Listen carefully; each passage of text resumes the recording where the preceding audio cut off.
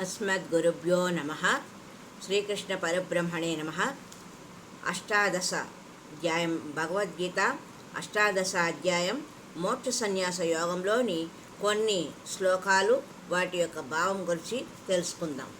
వాటిలో ముఖ్యమైనది బ్రహ్మప్రాప్తికి గురించి, మనుష్యుడు బ్రహ్మప్రాప్తి కొరకు సాధించవలసిన రీతి విధమును గురించి తెలుసుకుంటూ ఉన్నాం.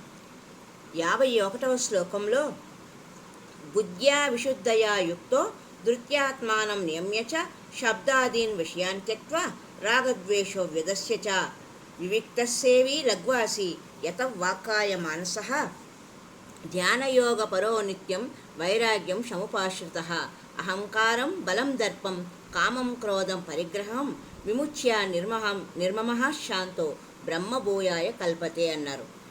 విశుద్ధమైన బుద్ధి కలవాడై తేలికయైన సాత్వికమైన ఆహారమును మితముగా భుజించువాడు, శబ్దాది విషయములను త్యజించి పరిశుభ్రమైన ప్రదేశమును ఏకాంతముగా నివసించువాడు, సాత్విక ధారణాశక్తి ద్వారా అంతఃకరణ ఇంద్రియములను సంయమనము కలిగి మనోవాక్కాయములను అదుపులో ఉంచుకొనినవాడు, రాగద్వేషములను సర్వదా త్యజించి దృఢమైన వైరాగ్యమును సంపూర్ణముగా ఆశ్రయించినవాడు, అహంకారమును బలమును దర్పమును కామక్రోధములను పరిగ్రహమును వదిలిపెట్టి నిరంతరము ధ్యానయోగ పరాయణుడై ఉండువాడు, మమతారహితుడు శాంతియుతుడైన పురుషుడు సచిదానంద పరబ్రహ్మమునందు అభిన్న భావంతో స్థితుడగుటకు పాత్రుడు అగును అని శ్రీకృష్ణ భగవానుడు 51, 52, 53వ శ్లోకంలో వివరించారు.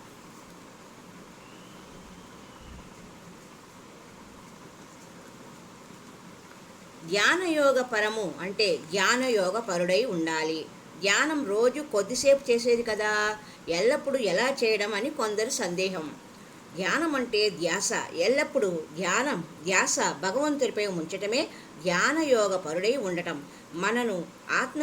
మనసు ఆత్మను గురించి విచారణ చేసి చివరకు ఆత్మలోనే అంతమైపోవాలి.